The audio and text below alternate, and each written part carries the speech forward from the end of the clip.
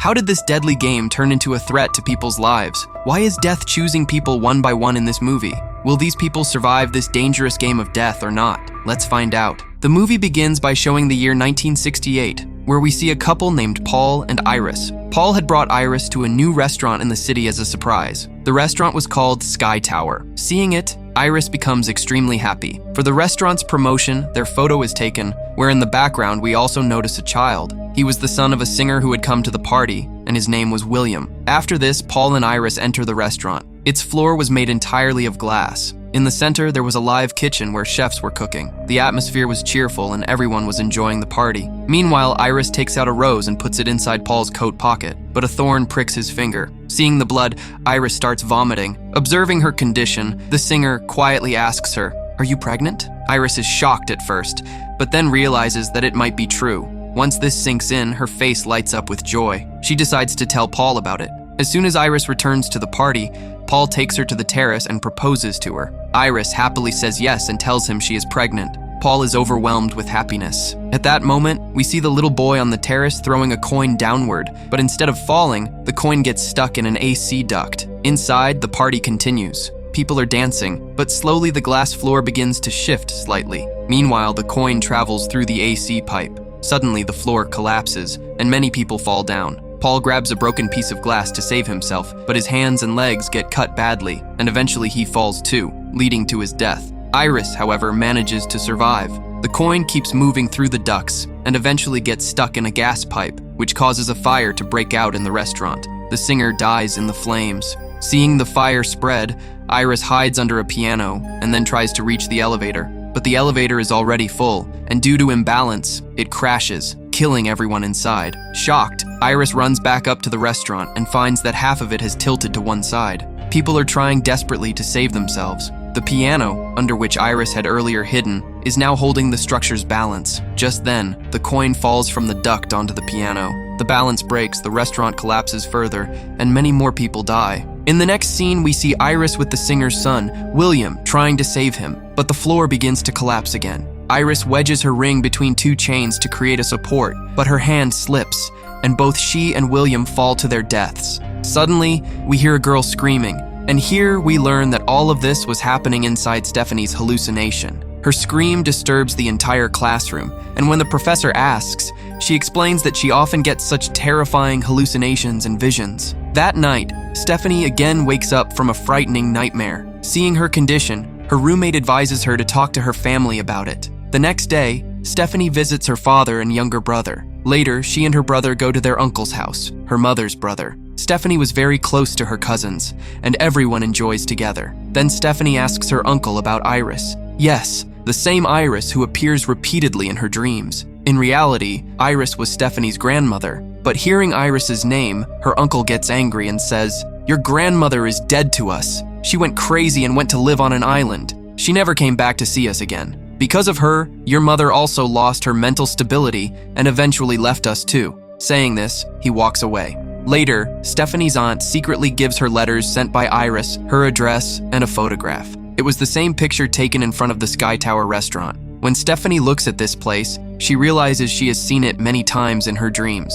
To uncover the truth, she decides to go to the island where Iris lives. When Stephanie arrives there, she introduces herself. Hearing her name, Iris becomes emotional, invites her inside, and asks about her mother. Stephanie tells her that her mother left her when she was very young. She then tells Iris about her dreams, saying, "Every day I see the Skyview restaurant in my dreams, and I see you and my grandfather Paul dying there." Iris is shocked and tells her, "These visions happened to me too. Because of them, I was able to stop a big accident that day. I took the coin from that child's hand and warned everyone on the microphone that the floor was about to break. People left early, and many lives were saved." Hearing this, Stephanie asks in shock, "Did you save everyone at the party?" Iris then says, "Yes, that day I managed to deceive death and save everyone's life. But death kept following them. It kept tracking them down and killing them one by one. Even the children born after that incident were forced to face this deadly game. Paul too was killed the same way. And that's when I realized that my turn was next. That's why I came here and hid. Because if I die, then death will hunt you and your brother as well. But as long as I stay alive, nothing will happen to any of you."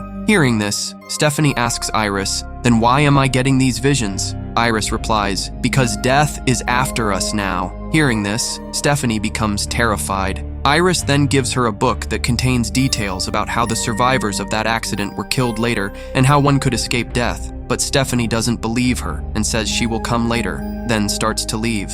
Seeing this, Iris decides to face death herself to protect her children and steps out of her cabin for the first time in years. She had been hiding inside all these years so death wouldn't find her. She hands Stephanie the book again and says, "Now death will come for you.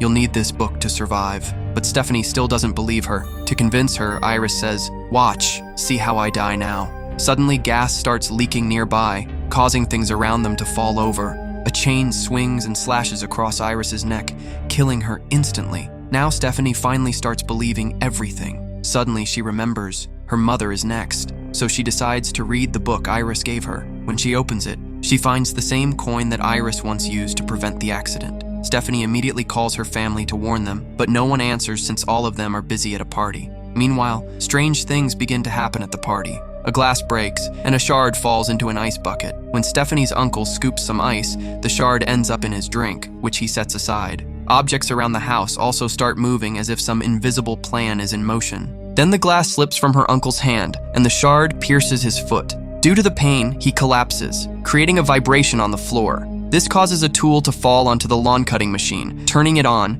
and it suddenly crashes into her uncle's face, killing him instantly. Seeing this horrifying scene, everyone is terrified. Stephanie explains how death is coming for them. She tells them that the people who survived the Skyview restaurant accident were later killed by death, and now death is coming for their next generations too. If Stephanie's mother dies, Stephanie will be next, and after her, her uncle and his children will have to face the same deadly pattern. But no one believes her, except her mother. However, Stephanie never really got along with her and didn't talk to her much. Next, we see Stephanie's cousin Eric at his piercing shop. He was wearing a nose ring himself. He finishes work and is about to leave when a fan connected to a magnetic chain suddenly switches on. The chain gets stuck to his nose ring. Nearby, kerosene was spilled, which suddenly catches fire. Although Eric manages to free himself from the chain, he falls into the fire below. When Stephanie learns about this, she takes her brother and rushes to Eric's shop because she knew he was her uncle's son, and therefore also destined to die. But they meet Eric on the way. Shockingly, despite such a major accident, he only had a small injury on his arm. Stephanie is talking to him when a speeding truck suddenly hits him, but even then he isn't harmed. Stephanie finds this extremely strange. Eric smiles and says, "I told you, nothing will happen to me." But Stephanie is still scared and starts looking around for anything that could harm Eric. Just then, a garbage truck passes by. Stephanie warns Eric to stay away from it, but he walks right up to it and hugs it jokingly, and again, nothing happens to him. Meanwhile, Eric's sister goes out for a walk. Suddenly, her foot hits a ball and she falls inside a garbage bin. The truck drivers, unaware, quickly load the garbage bin into the truck. Seeing this, Stephanie climbs onto the truck without thinking to save her. But by the time she reaches, the crushing system is already on. Right in front of Stephanie's eyes, her cousin's body is crushed into pieces. Only her severed hand remains in Stephanie's grip. Because of her death, all the family members were deeply disturbed. Stephanie felt that instead of Eric's sister, it should have been Eric, her older brother, who should have died. That's when Stephanie's aunt reveals a big truth. She tells her that Eric is not her uncle's biological son. That's why death did not take him, but instead took his sister, who was their biological daughter. Hearing this, Stephanie is shocked, and now the rest of the family starts believing her. Eric's younger brother, Bobby, becomes terrified for his life, and he asks Stephanie for help. Stephanie then takes him to meet a man who had survived the Skyview accident and had even managed to cheat death afterward. After a long journey, they finally reach the man, and they call him Jeb. Hearing this name, Jeb is shocked, because only Iris used to call him that. Stephanie then asks, "How do you know Iris?" Jeb replies, "I was also at the party that day. My mother was the singer there." Hearing this, Stephanie remembers her visions, and she recognizes him. He was the little boy she had been seeing, Jeb himself. Jeb tells Stephanie, "A few years ago, Iris came to me too. She wanted to defeat Paul's death, but no matter how hard we tried, we couldn't save him." Stephanie asks, "Is there anyone who has managed to survive till now?" Jeb replies, "Yes, 2 people." Stephanie asks Jeb for help, but he refuses because he has already cheated death once and cannot do it again. That's when Stephanie's cousin gets an idea. He tries to bring Bobby close to death by feeding him peanuts, because Bobby was allergic to them. The plan was that as soon as death came for him, they would revive him with anti-allergy medical treatment. If they managed to cheat death even once, it would stop following them. But when they reach the vending machine, it suddenly stops working, and in the rush, one of its springs becomes loose. Eric leaves Bobby inside a room and goes out to get the anti-allergic injection. While leaving, he hits the wall and accidentally presses some buttons, which turns on the MRI machine nearby. Meanwhile, Eric returns and feeds Bobby the peanut chocolate. But immediately, the MRI's strong magnetic field activates, and Eric, who had piercings all over his body, gets pulled toward the machine. Bobby, who had eaten the chocolate, somehow injects himself and saves his life. But at that very moment, the loose spring shoots out of the vending machine and hits him. Bobby dies on the spot. Stephanie is now afraid for her mother's life, so she asks everyone to go to her grandmother's house because Iris had stayed safe there for years. While leaving, Stephanie picks up the book, but the coin slips out and is later found by an old woman. As soon as Stephanie sends her mother and brother inside the house, gas begins to leak, causing a massive explosion that throws Stephanie's car into the water. A tower nearby is about to collapse onto her, but her mother rushes out and saves her. The tower falls and kills her mother. Stephanie's brother realizes that now it's Stephanie's turn, so he jumps into the water to save her. Stephanie is nearly drowned, but he manages to revive her with CPR. She had cheated death. Then we see a scene from a few years later. It's Stephanie's brother Charlie's graduation party.